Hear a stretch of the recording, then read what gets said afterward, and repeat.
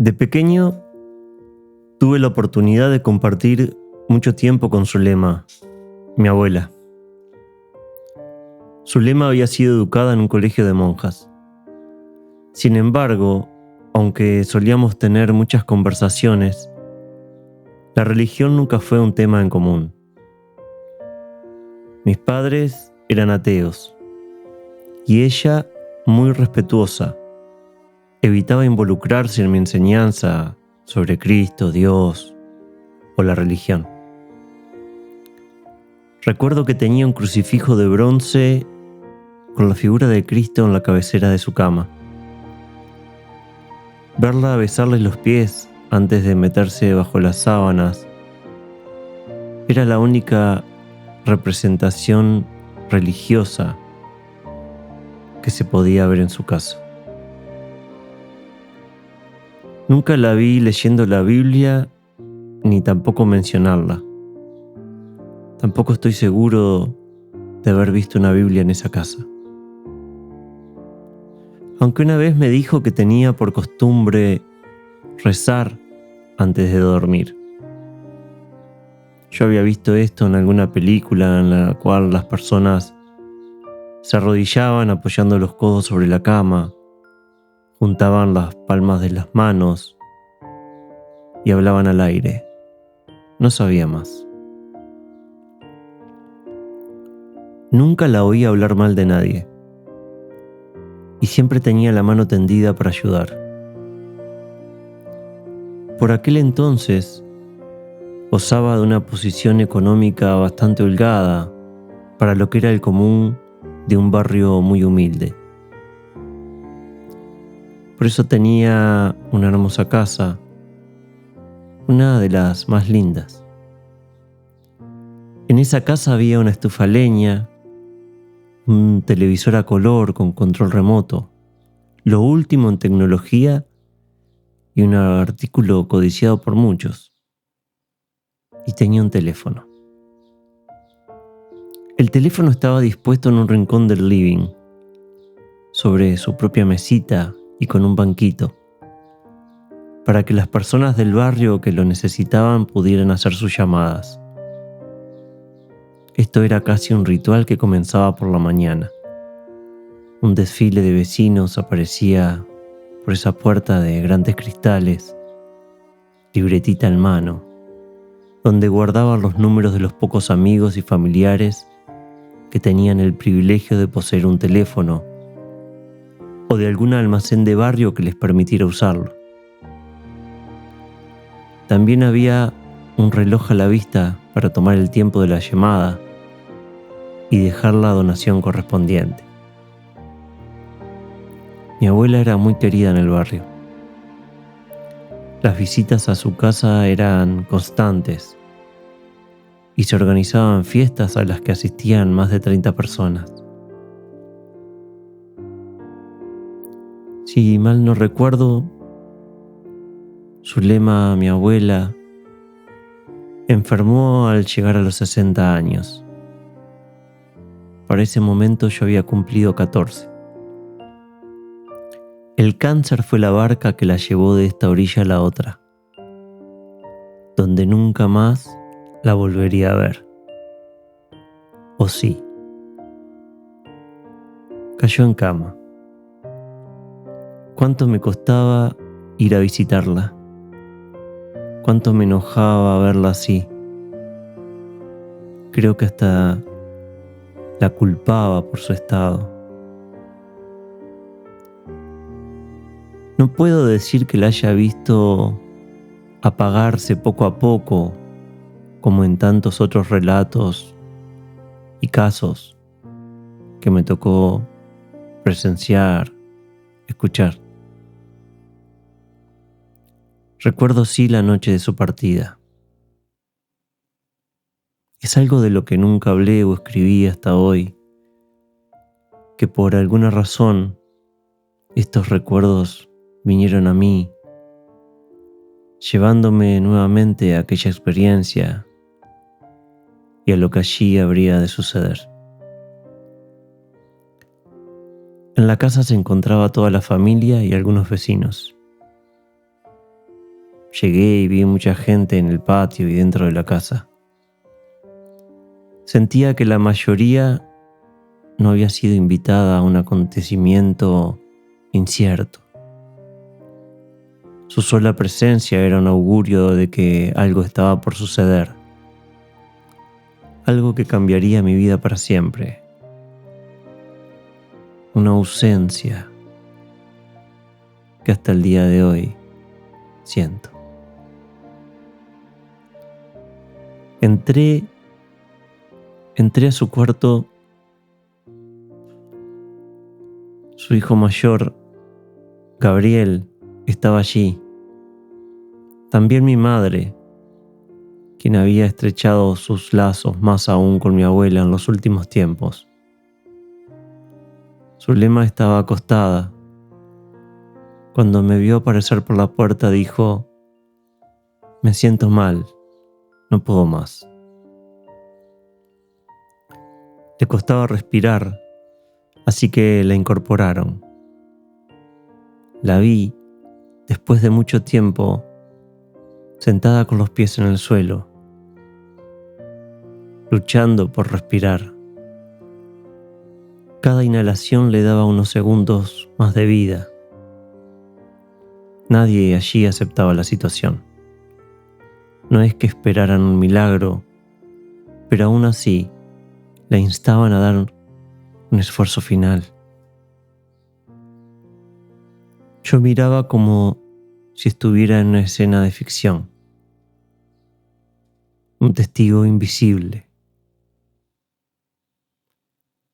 No comprendí que era el final hasta que la escuché decir: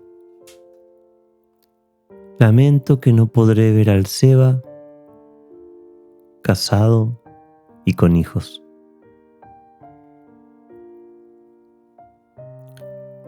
Ahora me derramo en lágrimas, pero en ese momento, siendo un adolescente, escuché esas palabras como algo sin sentido. Casado y con hijos. Sería en otra vida. Un tiempo tan lejano. Una experiencia ajena. Incluso que podría decir aterradora. Después de esas palabras se desvaneció. Lo próximo que recuerdo es a mi madre subida a horcajadas sobre el abdomen de mi abuela, intentando reanimarla, mientras mi tío le hacía respiración boca a boca. Gabriel, su hijo mayor, era médico. Sabía que cualquier esfuerzo para revivirla no tenía sentido. Aún así, su amor lo llevó a acompañar a mi madre en su afán por unos minutos más de vida. Mi tía Ana había dado a luz a Lucía hacía pocos meses. Entró a la habitación y al verme presenciando aquello, quiso sacarme de allí, pero me negué. Ella me dijo: «Cevita, no te quedes con esta imagen de tu abuela». Puso a Lucía en mis brazos. Sentí el peso leve de ese bebé en mi cuerpo. Por un instante sentí pavor, una responsabilidad que trascendía todo mi ser. Rápidamente me llevaron a otro cuarto que hacía de biblioteca y escritorio. Cerraron la puerta atrás de mí para que no escuchara el griterío y me dijeron: «Cuida a Lucía». Sentí una responsabilidad inmensa, tanto que me olvidé de mí mismo. No sentía tristeza. Miré el rostro de aquel ser pequeño, ajeno a todo lo que sucedía, y tuve miedo de que mis sentimientos pudieran entrar en su cuerpo. Miré el techo y, al tiempo que le pedí al cielo que ayudara a mi abuela, pude ver una luz muy brillante al centro y tenue a su alrededor. Una luz que ascendía. Supe que era mi abuela. Intenté detenerla con mi pensamiento, con mi emoción, pero nada hizo que dejara de ascender y desaparecer.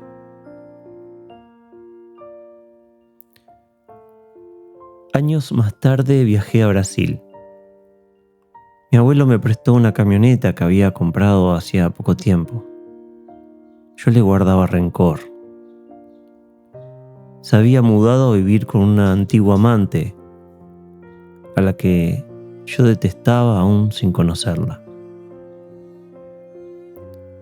Al volver del viaje fui a entregarle la camioneta a su nueva casa. Era la primera vez que iba allí. No tenía pensado entrar, ni aunque me invitaran. Mi abuelo salió a recibirme, y detrás apareció esa mujer, a quien nunca había visto. Solo sabía de su existencia por comentarios. Lo que sucedió allí es algo de lo que nunca he hablado. Una experiencia de la cual aún hoy no logro alcanzar un aprendizaje. Esa mujer, aunque de tez oscura, era el vivo rostro y expresión de mi abuela Zulema.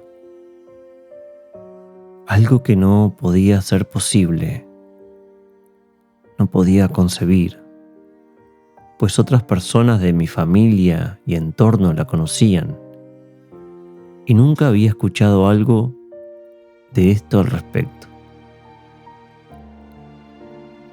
Le entregué un regalo a mi abuelo, el árbol de la vida. Era una piedra plana y brillante con un tronco hecho de alambres de cobre incrustado, y en el extremo de cada rama una piedra de color. Me fui de allí y nunca más volví a verla. ¿Cómo podía ser que hubiera visto eso? ¿Cómo osaba traicionar la memoria de mi abuela de esa manera? Me sentí culpable. Me aborrecí. Ahora entiendo que Zulema, mi abuela, no le guardaba rencor a nadie. Quizá ese fue su último regalo, mostrarse de esa manera. Quizá eso quería decirme al manifestarse en el cuerpo de quien podría haber sido su mayor enemiga. Hoy han pasado 35 años. Puedo relatar lo sucedido. Ayer, cuando estas palabras vinieron a mí, me ahogaba en llanto.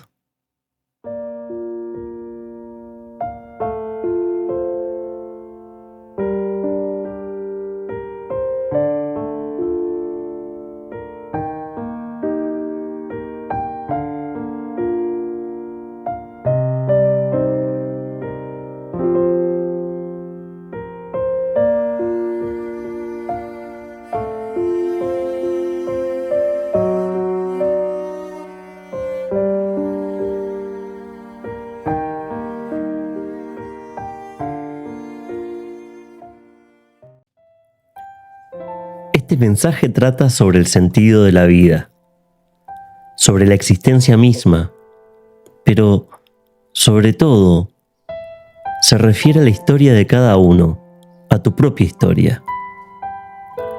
Nos atraen las historias de otros, nos interesa saber qué ocurre en el mundo, pero ¿te has detenido a observar lo que sucede en tu pequeño mundo? Cuando menciono la realidad, muchos dicen No nos hables de realidad. La realidad no es buena. Sin embargo, numerosos sabios han afirmado que esto es la gran ilusión. ¿Conoces algo sobre esta gran ilusión? Parece increíblemente real. Esa es precisamente la razón por la que es una ilusión. Si no pareciera real, si viéramos con claridad su falsedad, no sería una ilusión. Una ilusión es algo falso que, sin embargo, se percibe como real. Esa es la diferencia. Esa ilusión es una trampa enorme en la que caemos fácilmente. Decimos, la realidad es horrible, pero en verdad no lo es. La realidad es preciosa, es grandiosa, maravillosa, porque estás vivo, y esa es la realidad. Existes, y esa es la realidad. Respiras, y esa es la realidad. Hoy es un nuevo día que se te ha dado para que, de manera consciente, puedas reflexionar, admirar y valorar, para que contemples y aprecies el instante que llamamos ahora. La pregunta es, ¿hay algo que realmente tenga valor? Y la respuesta es sí. ¿Y qué es eso tan valioso? Ese instante en que llega un nuevo aliento merece ser valorado. Ese momento en el que te das cuenta de que estás vivo es profundamente valioso. El instante en el que comprendes la sencillez de la existencia es muy preciado. Y ese momento en el que tomas conciencia de que tu deseo de plenitud merece ser valorado. Tu deseo de plenitud, amigo mío, es algo que no puedes suprimir. Es una aspiración tan innata, tan fundamental. Ese anhelo de sentirte plenamente satisfecho es un regalo. Y si desconoces la naturaleza de este regalo, estarás buscando en otro lugar. Descubre lo que tienes. Por favor, descubre lo que posees, porque es algo inigualable. Eso es lo que tienes. Es el mayor de los regalos, la mayor de las riquezas, lo más bello que existe. Eso es lo que tienes. Acompáñame en este pequeño recorrido por mi sentir. Quizá en algún párrafo nos encontremos en un abrazo infinito. Quizá en alguna página nos liberaremos juntos del juzgamiento del ego y el dolor cese. Respiraremos profundo. Olvidaremos lo irreal y recordaremos que es tiempo de volver.